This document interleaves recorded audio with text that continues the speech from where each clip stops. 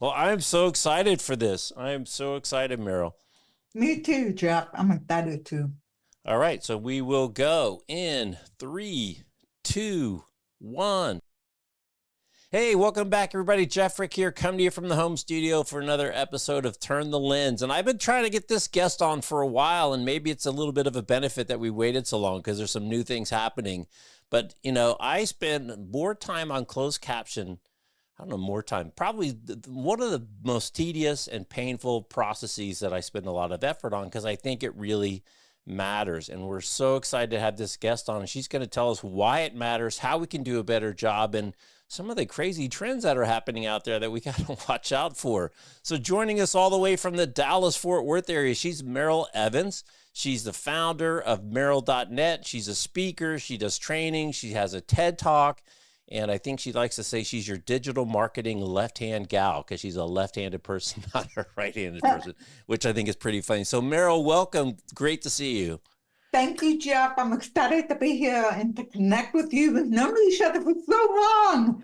So I'm glad it happened when it happened. Things happen in good times. Exactly. There's always a reason. So before we jump into kind of best practices, and I have so many questions about how to caption and things I run into all the time, let's remind people why closed caption, it's great for people that, obviously can't hear. You said you were born with hearing free, I think was your great expression. And some people are hard of hearing, which you see annotated HOF, but also sometimes you just miss things, or, even just like watching a movie, the sound goes high or low or this or that. I find myself watching stuff with closed caption all the time. And you presented a bunch of statistics on your page of the proliferation of people watching video with the sound turned off, which you can do if you got a closed caption track. Yeah, exactly. So I was born profoundly deaf, and I got my first caption decoder when I was about 13 years old. So way back then, before ADA, which is the Americans with Disabilities Act, which is anniversary, 34th anniversary. I was going to say, when did that pass? When does the ADA pass? 1990. July 26, 1990. Okay. So I got my caption decoder before that happened, and you had to hook it up to your TV just like a VCR or a DVD player, and then you turned it on and there was a caption. But back then, not very many things were captioned. It took a while for the caption. I mean, I remember looking at a TV guide and looking for the caption symbol wherever to find something. And then when I went to get movies to watch, I was always looking for that symbol because it was like spotting a unicorn. They were hard to find back then. And now, wow, it's exploded. People tell me all the time they use caption. I was in a show, Mary Poppins, last week, and we captioned 3 shows. And people were raving about it, and none of these people were deaf. So they just got the most benefit out of it and helped them fill in gaps they missed, or maybe misunderstood an actor. So people just love caption, not just for the deaf and hard of hearing. Right. I'm curious, how did you show captions during your show? And just for people that don't know, you like to participate in musicals. So you were in Mary Poppins for the last month or so. Hopefully that went well. But how did you show closed captions in a live theater show? So we have an awesome human being named Debbie Pink. She is involved with the theater. We have a deaf theater. We have something called Captions, which is people with disabilities, mostly intellectual and developmental disabilities and autism. So they've always captioned those shows. And when I heard about the process, I was like, oh my God, this sounds like a lot. And they do it free. So it is doable. You just have to have talented volunteers ready to step up. So the way they do it is they use PowerPoint and all the slides are black. So it just shows up on the, wherever it is as black. Okay. And so every slide has dialogue or lyrics or whatever, and they just push the arrow key to go to the next slide. And if somebody ad libs, they just adjust as necessary, go up or down, whatever. So yeah, it's all done by hand. And it's not going to be 100% accurate because it's our living, we can't change it. But that's okay because it's based on the script we worked off of. So you're getting a story. As somebody who attends musical theater, I'm getting a story. I know what it's about. So, and I know it's not going to be perfect. Because when you use regular human caption by typing, there's always a delay. Right. But see, there is no delay. So Right. that's where I had the upper hand. Yeah, and we got a big TV screen. We put it off to the side in front of the stage so the actor couldn't use it. And it was just for the audience. Yeah, because sometimes the kids are tempted to look at it. So, but Right. it turned out great and it was just marvelous. That's awesome. So before we jump into some of the details, and that's one of them, is the difficulty in live captioning, just a few more stats about, the benefits and, the use case I always tell people when they don't understand. I'm like, if you're standing in line at the grocery store waiting and you want to catch up on things, you don't want to be a jerk and have your sound up. So I think it goes to this other thing, which you've talked about, which is communicating in multiple fashions concurrently. And I think I broke it down on my post on LinkedIn. I have, there's obviously the audio, there's the captions, you can see the people, there's quotes, there's hashtags, there's all these different things. And I think to your point, everyone is going to receive that differently. Some people might like one mode of learning over another, or maybe they like the auditory, or maybe they like the text. And I think it's a really important concept to think of your consumers and how can you appeal to as many ways that they absorb information and learn concurrently as possible. And I think that's really the bigger theme here, and closed captions is a really important piece of that. For sure. So whenever I post a video on LinkedIn, I always talk about what's in the video. A lot of people like to do teasers in their post, and you basically have to watch the video to know what it's about. Right. The post won't tell you, and that's not a good thing because you're depriving people who don't want to watch the video of the content. So when you do both the post and the video, you're giving people option in how they consume your content. Sometimes I see a 5-minute video. I'm like, I don't have time for 5 minutes, but I can scan the post, that kind of thing. Or if they don't have caption, I can scan the post and not feel angry as I would if they didn't have anything at all. Right. It's a compromise for people who don't know how to do caption yet. But captions are everywhere, and there's almost no reason not to do it because there's so many ways you can do it now. Right. So when you have a post with the text, you have the video, and you have the caption, you're just reaching a much bigger audience than you would if you used one of those. Right. So just for clarity, so before ADA, were captions not required on regular television? They are required on regular television. So the ADA applies to network TV. Actually, it's not the ADA, it's the Communication Act. I'm always forgetting the acronym, but it's from the FCC, and they require anything that's aired on regular network TV or cable TV must be captioned, and that's why everything's captioned now.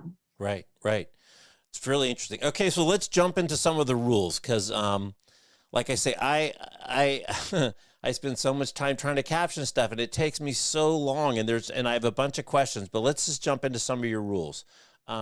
First things first, colors.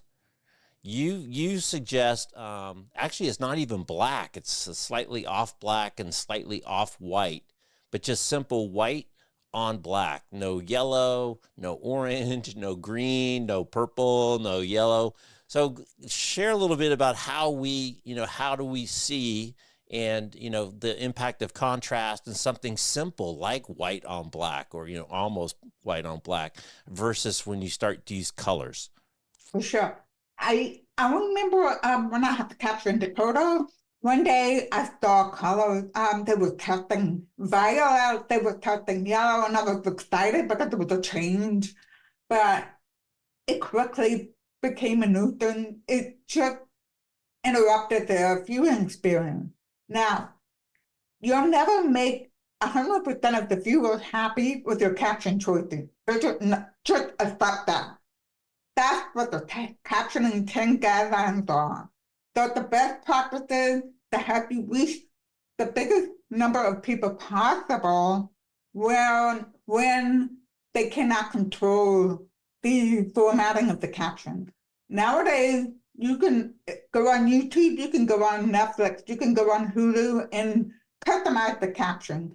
That is the number one way to format caption. It's the user's preference. The user, letting them decide how they want the caption.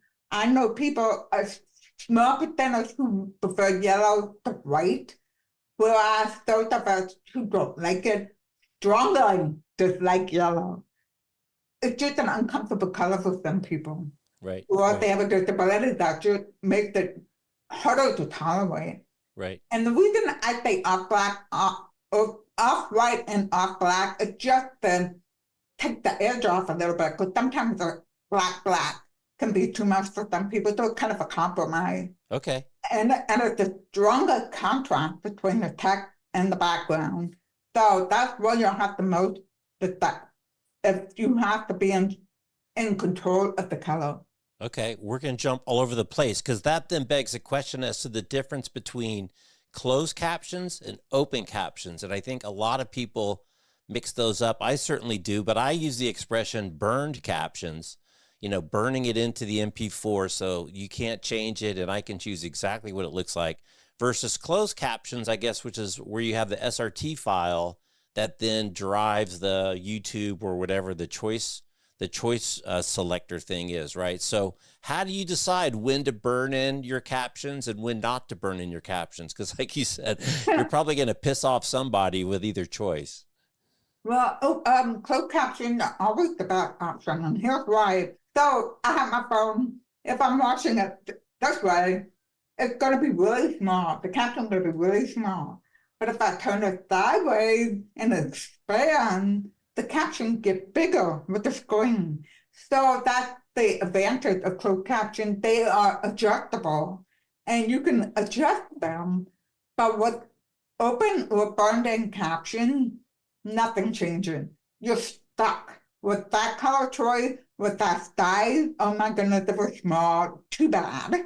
You know, it doesn't matter how you, even if you put it on a big screen, it'll still be the same size as you burned it in. It won't scale with the video. It doesn't rescale with the video as the different size. Right, correct. It does not move. Well, the video. Think of the video like a picture, and you know how you can make a picture get bigger, but it loses quality. It becomes grainy when you rush a picture bigger than it actually is. Right, right. So anyway, the closed caption is advantageous and let the viewer be in control. Okay. However, there are situations like if you're using Instagram, TikTok, basically mobile social networks, it's very hard to do a caption file and a caption video that way. When I upload my video to Instagram, I use Instagram captioning tool and I use the mode.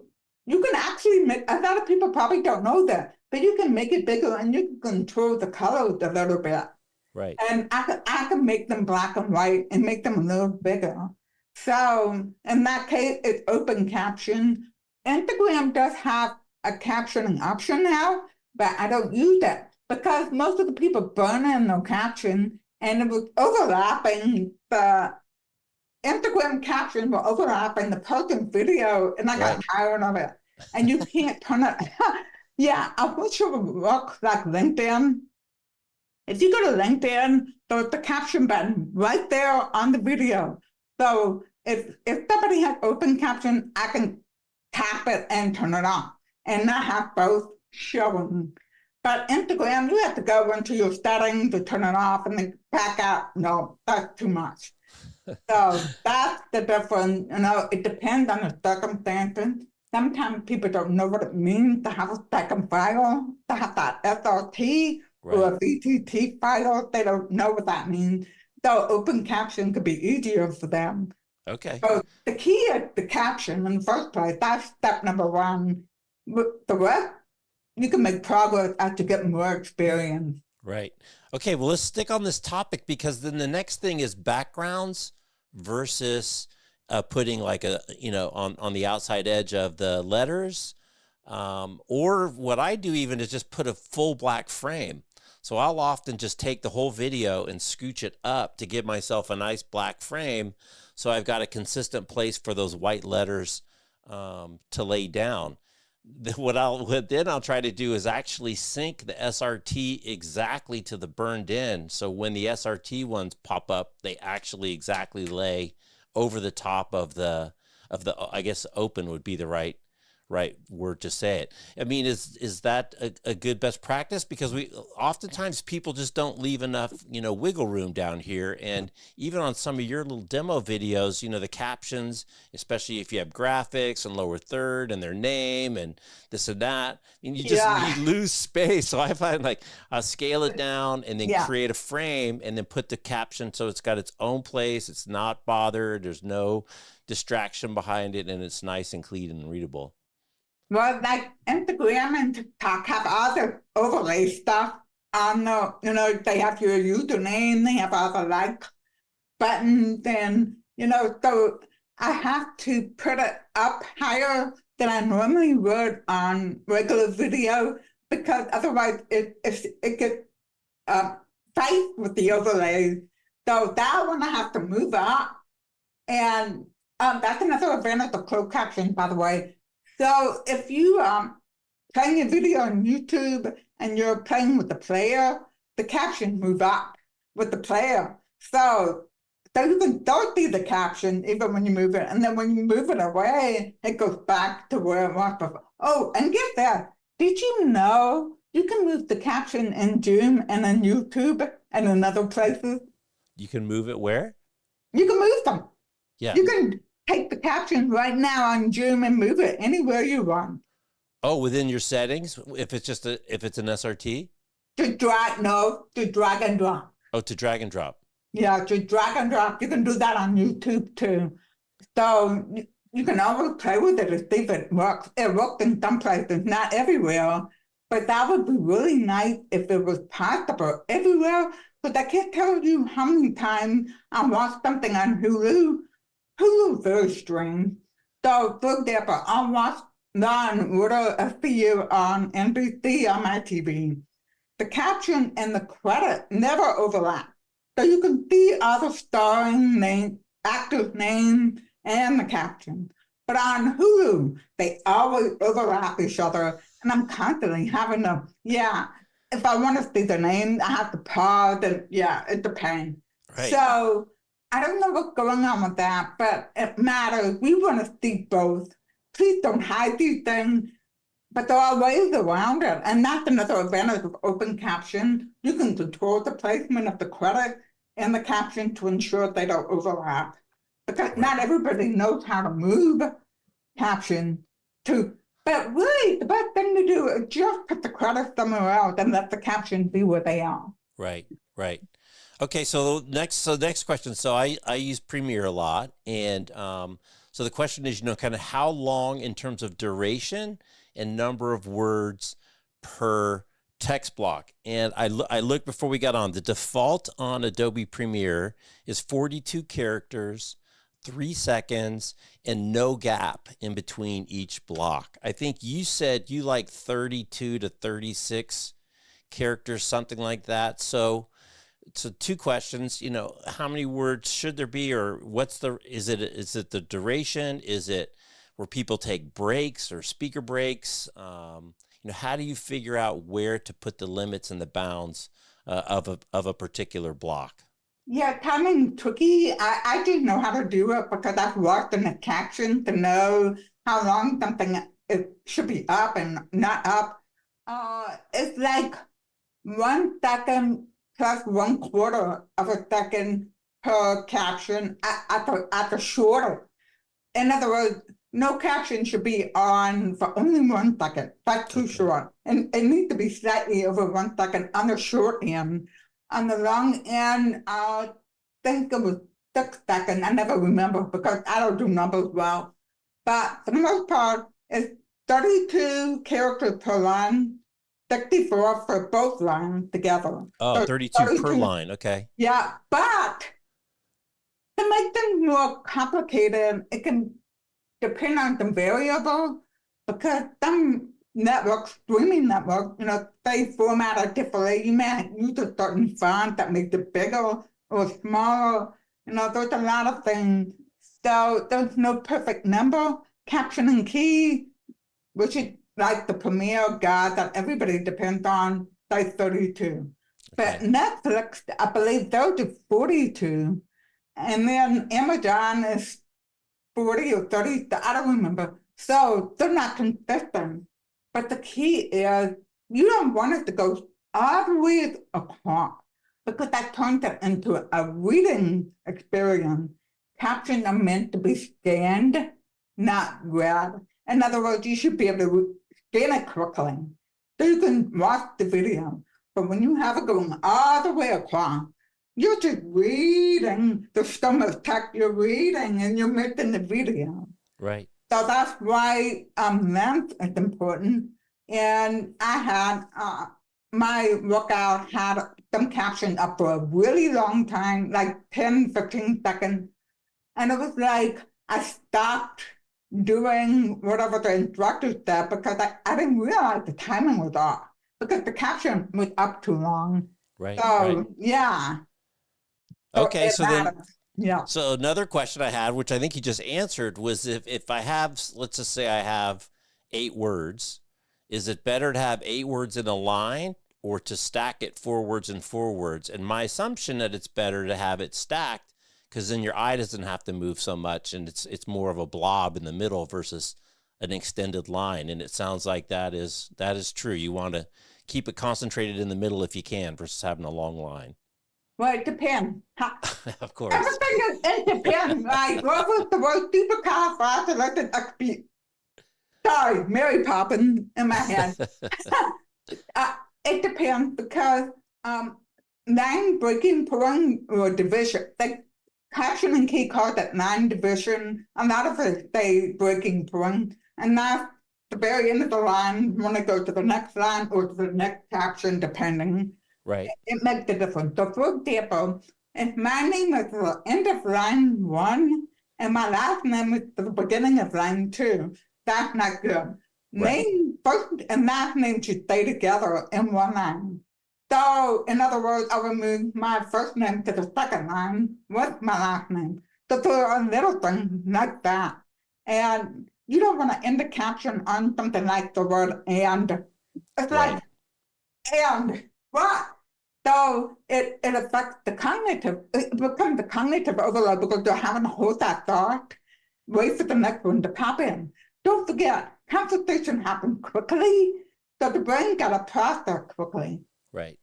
So line division helps ease that cognitive overload when you do things in the proper place. But that takes practice and understanding the guideline. Even sometimes I'm like, do my break here or break there.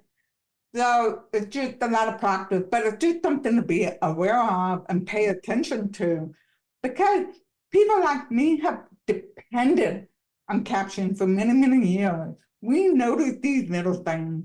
People who enjoy caption, not because they depend on it, are less likely to catch these little things that make a difference. Right. No, I think I use page breaks a lot to be able to drive emphasis and make sure that it ends where it wants and it picks up where I want it to. Because if I'm not using bold and I'm not using yellow or green, then that's a way that I can, and that's why I like it. I want to set it up to where the breaks are where I want it. I don't want it to follow some generic path. Okay, so this is a big one. And I know your rule, but it just kills me. So I stutter sometimes, or I'll repeat myself, or I find a lot of people in interviews will start a sentence and then maybe change their mind and then kind of stop and start a new sentence, which is a great place to put a break on the caption. Your rules say that you want to read and see in the caption all my But the question is, should it accurately reflect or should it be easier for you to consume? And I think I know your answer, but it seems a little counterintuitive if it doesn't really add that much value, or, there's 4 eyes and I can take it down to 2, it's a really soft, squishy, no easy answer problem. So how do you address things like that? It's a tricky one. It's very hard to have a black and white on that one. If it's like your video, it's a business video, and somebody says then the lot, I will not include them because it does detract from, you're trying to focus and you're saying then so much that you can't make sense. I know somebody with Tourette's, which is, they stutter, they say certain words over and over. They may. Anyway, I love how they caption that. They skip, I can't remember exactly how they did it, but it just made it easier to follow. I wish I can remember exactly what they did, but it was very clever. However, professional TV, like news networks and TV shows, they need to have it because usually there's a reason for it. So if a character is stumbling, so obviously nervous, it tells you something about their personality and how they're responding to a situation. They're nervous, they're lying. It can communicate a lot of things because we rely on text. Don't forget, we don't usually have sound cues. So we may not hear that nervousness in their voice. People like me don't. Right. So those words give you a hint into that person's personality or current situation or feeling. But when it comes to, just your videos, my videos, I leave it out. Yeah. Sometimes I might, I change my words a little bit. I thought to say something, then I change. I caption as best as I can, reflecting that, and maybe put ellipsis, I change my direction. It's one of those, you just have to go on your best.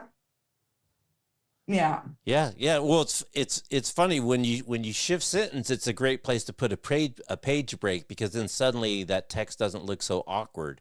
If you put that page break and then the next caption is a nice sentence. And then what's funny thinking about professionals, hopefully most of them don't have a lot of crutch words. They've worked it out of their system if they're doing professional broadcasting. So it is part of the character, or it is part of the script if they're, doing something versus just regular people and we all have our little crutch words and we stumble. We're just not that good. Okay. So that's good. Okay. Here's another one, which is quiet and sounds and different voices. And you've got a whole video dedicated to, don't leave out the quiet. There's stuff going on there that you can communicate. So how do you think about communicating either silence, laughter, different things that are not speech or silence, I guess, or music? I love music on the movies. It tells you you're supposed to be nervous, like nervous music. Well, sound, it depends. If you see somebody laughing, they don't typically caption that sound, but if it's coming out from another room, they'll put it in brackets, laughter, and show that it's coming from somewhere else. There's lots of creative ways to deal with that. That's why I got frustrated with Stranger Things. They captioned every single sound on Earth in season 4. It became the caption show. Some people disagree with me. Some deaf people disagree with me, and that's okay. Like I said, you'll never get 100% agreement on caption. But I felt like after every episode, I was so tired because I was reading so much and missing the action on the screen. But they were captioning things that were so quick and not even important and that you could see happening. I remember the scene when one of the kids was hiding in a trailer, and he was making himself like SpaghettiOs. He opened the can, cut that can open, slapped the food into a bowl and nuked it. Well, they captioned everything on one of those sounds. I'm like, oh my God, that's what I call overload. It's too much. I'm like, obvious and those sounds are not important. So he's not in hiding where he has to be quiet and he's making other noise with popping. And then you do want to note when there's a long period of silence. Otherwise, we start wondering if something's wrong with the caption. Right. That's what happened. I remember there was the opening of a show. I can still see it in my mind. And I'm watching it.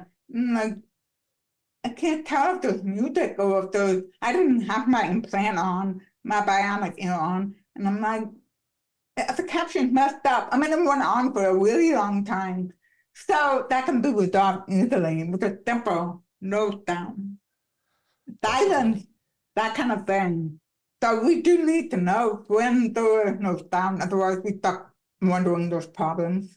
It's funny when I make posts when I don't have video, if I'm making a post from a podcast and I put closed caption against, a slide, I put an audio waveform just so that there's something to fill in between when the captions are on and off, so that you can see there's, it didn't pause, it didn't stop, it didn't freak out.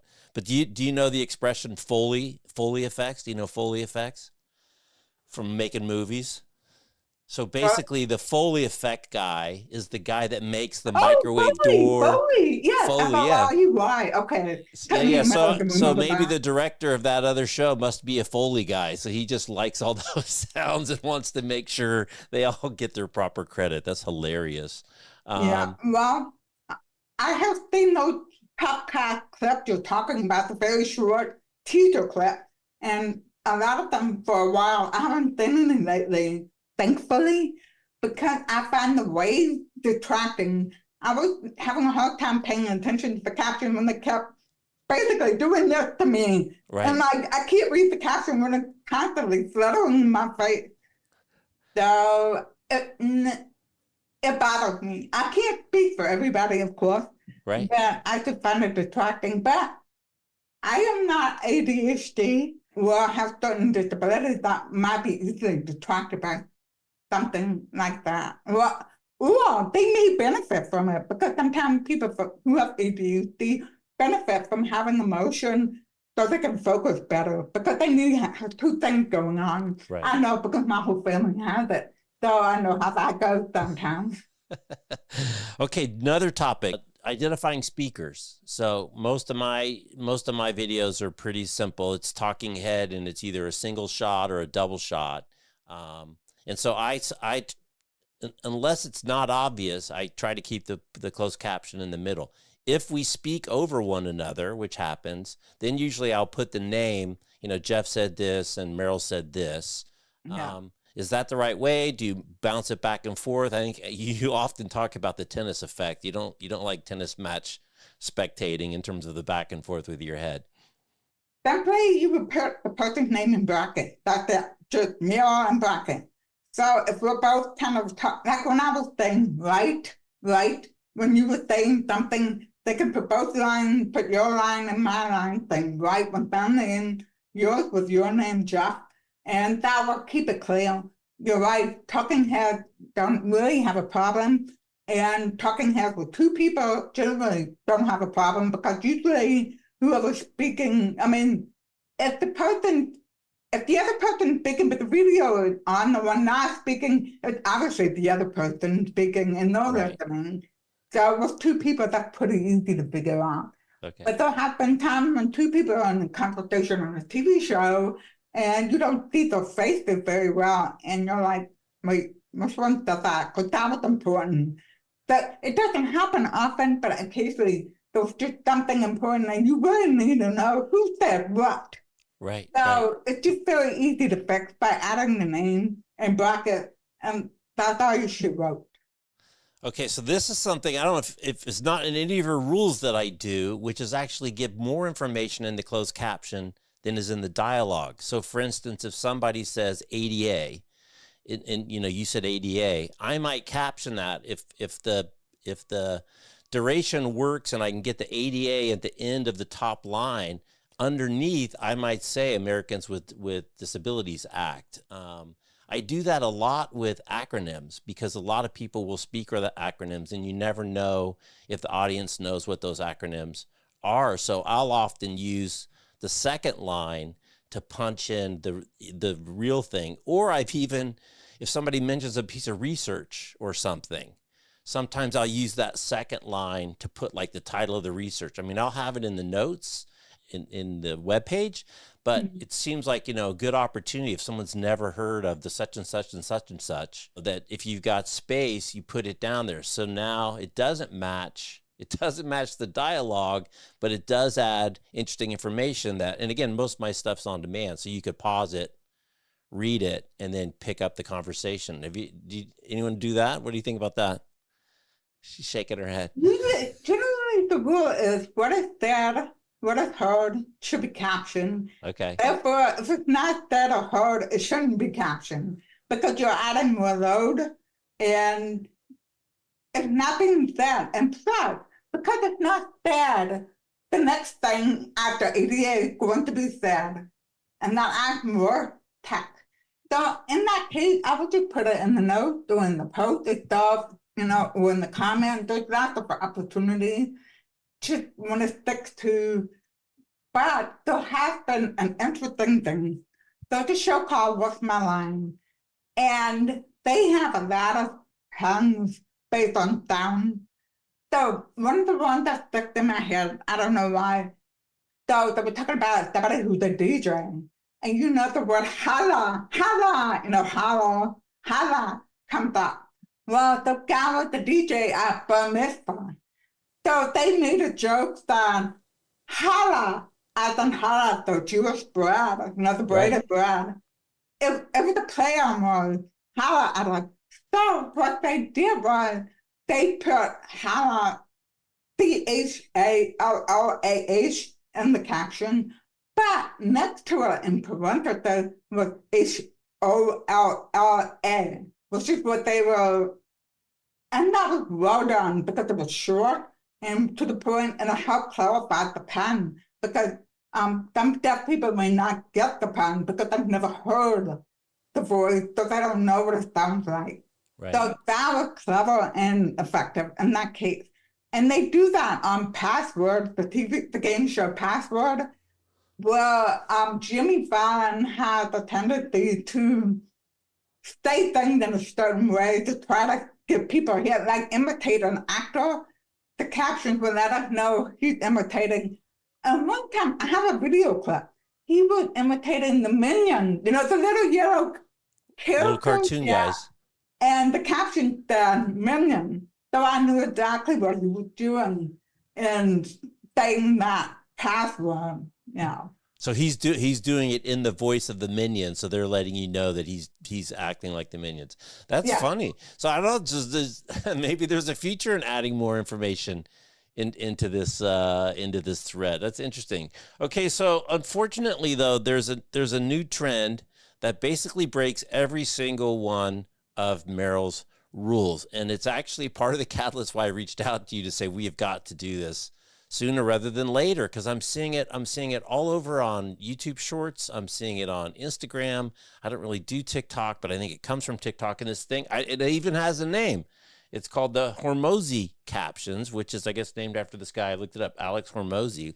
And it's just like everything the opposite of what's in your list. It's one word at a time. It's colorful. It pops. It moves. The fonts change. It's all over the place. It keeps changing. What is going on? And it feels like, and you're in the business, that people are confusing the purpose of the closed caption to communicate information, which is what you always say, make it clear, make it concise, make it easy to read, or nothing else matters, versus this new graphic element that they now can play with, that they can just go crazy and throw these things in all over the place. And then the other one that came up in your rules, which is surprising to me, is just all caps, because there's no visibility in seeing a word versus reading a word if it's in all caps. So I wonder if, what do you think when you see these Hormozi things and all these artsy fartsy captions out there?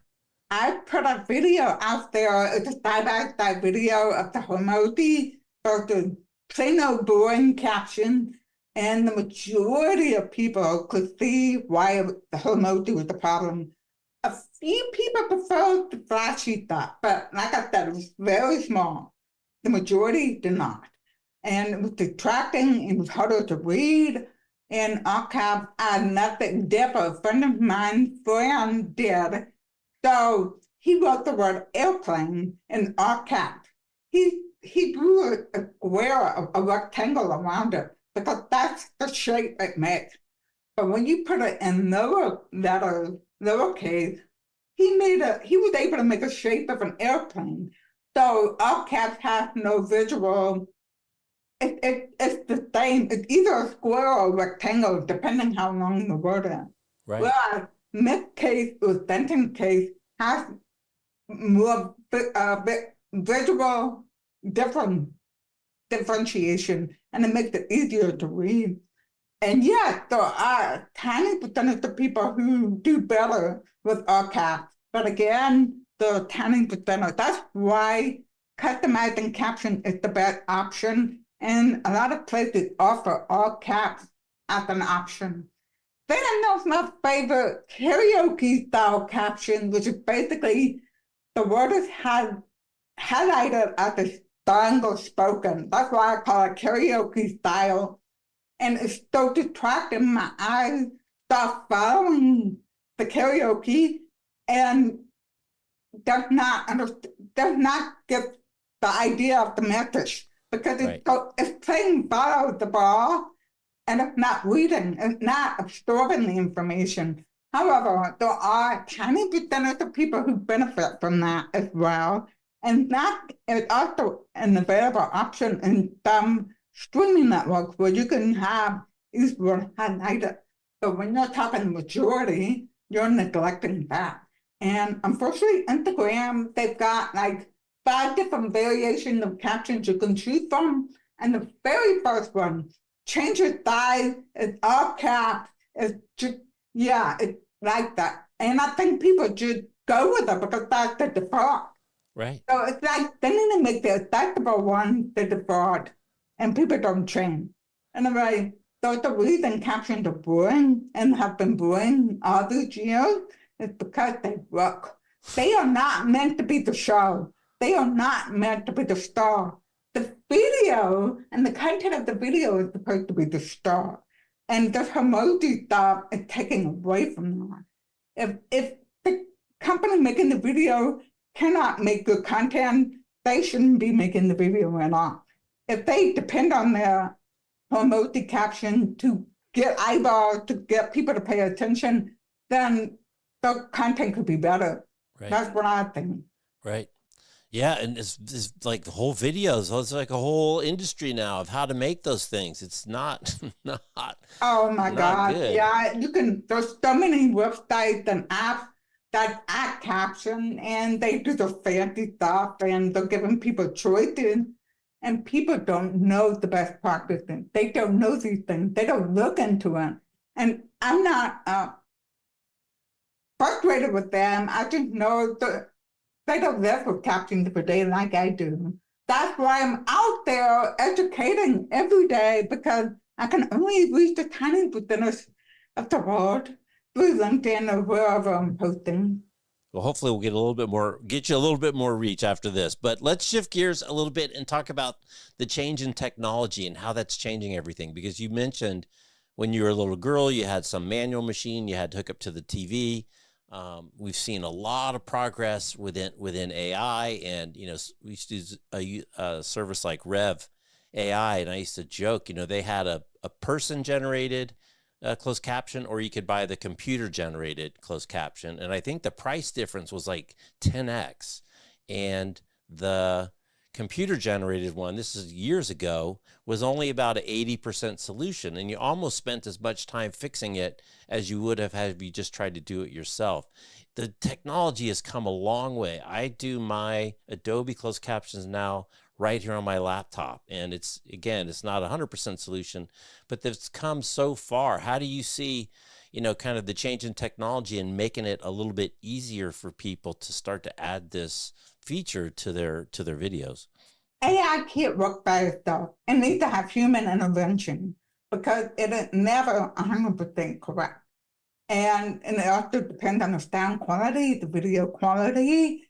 If we've got both got microphones, good chance it'll be a little more accurate than otherwise. But of course, I have an accent, a deaf accent, and those apps are biased against my accent, even though most people I meet understand me and they understand most of what I say, not 100%. So you can say my voice is like automatic captions, so not completely perfect in my pronunciation, but that's okay. I know that. Yeah, I joke about it. Right. I remember when I first tried Instagram auto caption, and it was so much work to fix it. They've gotten much better. I still have to fix it every time, but now it's just a few things instead of a lot. So it's a great starting point. The key is to edit it. Right. And they saved you so much time editing. Otherwise, if you don't, just one word, one letter can throw you off and you're confused. I have a video screenshot of a song on a Super Bowl, and one letter was wrong, and you didn't have to throw the whole lyric out. It was like, it did not make sense at all. That's how much, so 80% is not important. 95% is not important because you're missing just enough words and letters to not get the whole idea. Yeah. Well, if it makes you feel any better, I had a run where I was interviewing a bunch of people with British accents. And I think if I had set it up to just say British accent, it would have worked fine. But having a American accent and a British accent on the same interview, it just destroys the automatic closed caption. It just cannot deal with the, I don't know if it's because their expressions are slightly different and their kind of emphasis on words and their accent on words is different, but they struggled. So don't feel bad. It's not just yeah. See, that's another thing about automatic AI. Even if somebody was born speaking English, if they have an accent that's British, Australian, Canadian, but they grew up, that all they speak is English. It doesn't work with their accent. I mean, it works better than mine, but it's different from a standard basic American accent, not something that's really heavy, like maybe Boston. Right. Sorry, no offense, Boston. I'm just trying to think of an example of how sometimes the Southern draw might be hard to tell.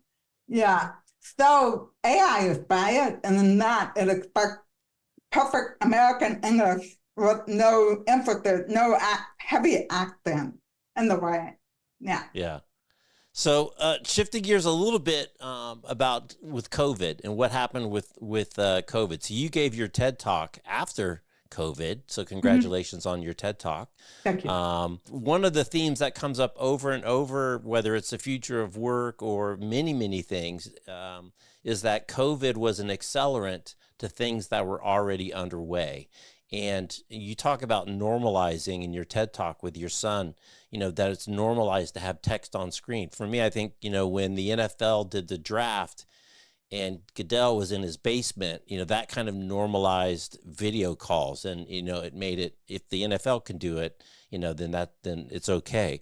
So COVID really changed, I think, everyone's perception of closed captions, everyone's acceptance of closed captions, the perceived value outside of an ADA context. So I wonder if you can speak about how COVID has kind of changed people's reception to your messaging. Well, like you said, Jeff, COVID accelerated the need to put caption out there because before COVID, June, Microsoft Teams, they did not have captions. And after COVID, within 4-5 months, they had them. But it was complicated on how to turn them on. In fact, I still run into Zoom accounts that don't have caption turned on yet. They don't know it. There's one that every single Zoom account must do one time, and one time only. Then everything, it'll always have captions, but I 2 weeks ago, I ran into an account that didn't have it turned on yet. So that's what happens when a product is not born accessible. If June had built the product with Caption from the beginning, it wouldn't be this complicated. But that's another story. So as we all went to video calls all the time, people were finding they needed Caption, not just the deaf and hard of hearing, but others. And it was just a huge step towards normalizing accessibility. So I use Caption as a great starting point. So when we all see it and we run into it every day, it becomes no big deal. Right. Therefore, all accessibility should be like that. We need to learn to accept there will always be ramps in the right places. Now, ADA says you have to have a ramp if you have a building, right? But it does not mean that you have to put it in the best place. It just says you have to have a ramp. It doesn't say how to make it a good experience. So, for example, you have a restaurant. You put the ramp around the back of the restaurant, but all your customers are coming in the front. It's not fair for that one customer who uses a wheelchair to have to go around the back. That's not a good user experience. So that's my whole, Captions have definitely exploded because of the pandemic. We're seeing so many apps. I mean, my God, has a list of apps. The list keeps getting longer. And I'm like, I don't know why some companies bother with it because there's too much competition now. Yeah. So I hope that carries over to other accessibility things. Yeah. It's good news. I mean, I had Ryan Anderson on from Miller Knoll, big design company, and they talk about inclusive design. So trying to think of the person who needs the help first. And if you designed with them in mind, generally there's benefits to everybody else too. You know, even as this closed caption thing, as we've been talking about, it benefits a lot more than just people that can't hear. There's all these kind of secondary benefits that maybe people don't think about, or maybe not as obvious until they get into it a little bit. Yeah, that's why there's a great cartoon of a whole bunch of people trying to get into a building and there's snow all over the ground, and the person is shoveling the snow off the steps. And a person who uses the wheelchair says, well, if you shovel the ramp first, then we can all get in. And the person says, when I'm finished with shoveling the step, I'll do the ramp. It's like, oh my God, clear the ramp before you clear the stairs, and you get everybody in. That is really universal design. That's a good one. So simple and clear. I love it. All right. Well, Meryl, getting to the end of our time, and I've really enjoyed it. I got a few more questions, but I want to give you the last word to kind of encourage people. What should they think about when they think about captions? You know, what are the most common problems that you see that people have that they have to get over so that they can have better captions on their media and get better leverage on their media? Well, there's a lot of things I see, but I would say captions are not meant to be your brand.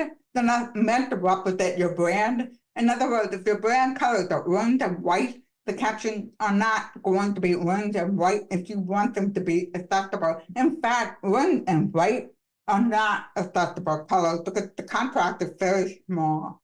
So somebody who has trouble with that is not going to be able to see your words at all. And if they have to sound off, that's even worse. So stick with brewing Caption. More people will get your message, more people will benefit, and you will get to expand your reach. Great. Well, thank you, Meryl. It's been a real treat. And if they need more information, they go to meryl.net. There's all kinds of information and side-by-side comparisons and statistics on the use of captions for people that aren't hard of hearing, or just a ton of wealth of information. And what's the best way then to contact you? They can go through meryl.net or email me at me@meryl.net. And you're on LinkedIn and Twitter and all these other platforms too, right? LinkedIn, good, yeah. All right. Well, Meryl, thanks again. It's been a real treat, and glad we're finally able to get this together. Yeah, me too, Jeff. It was a real treat for me too. All right. She's Meryl. I'm Jeff. You're watching Turn the Lens. Thanks for watching. We'll see you next time. Thanks for listening on the podcast. Take care. Thank you. That was great, Meryl. That was good. I was very happy with it.